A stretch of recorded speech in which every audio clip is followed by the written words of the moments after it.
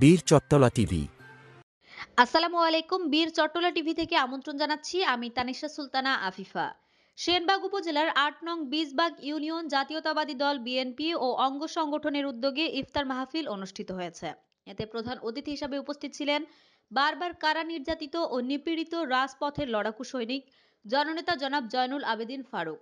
প্রধান অতিথির বক্তৃতায় জয়নুল আবেদিন ফারুক বলেন, আজকের এই মুহূর্তে আমি দাঁড়িয়ে আছি যখন আমাদের দেশের সর্বোচ্চ নেতৃত্ব একটি কঠিন পরিস্থিতির সম্মুখীন।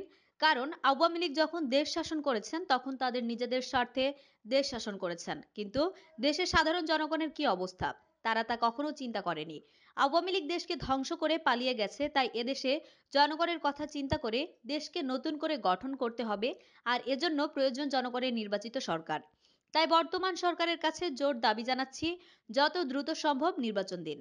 আমাদের আজকের কথা বলার কারণে যদি কেউ মনে করেন যে আমরা সরকার বিরোধী, তবে তারা ভুল ভাবছেন। আমরা শুধু দেশের জনগণের স্বার্থে কথা বলছি। তিনি আরো বলেন, এখন আমাদেরকে দেশের স্বার্থে ঐক্যবদ্ধ হতে হবে। কারণ ঐক্য ছাড়া দেশের সার্বিক উন্নয়ন সম্ভব নয়। যদি আমরা একত্রিত হয়ে সত্য ও ন্যায়ের পক্ষে দাঁড়াই, তবে দেশের উন্নয়ন কেউ প্রতিহত করতে পারবে না। আমাদের নেতাদের অবশ্যই জনগণের প্রতি তাদের দায়বদ্ধতা স্মরণ করতে হবে এবং দেশ পরিচালনায় স্বচ্ছতা ও জনগণের কল্যাণকে অগ্রাধিকার দিতে হবে।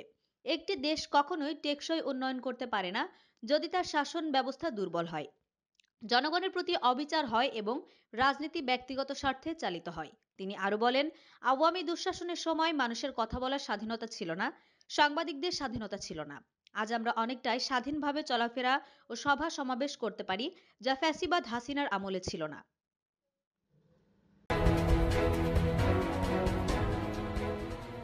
বীর চট্টলা টিভি।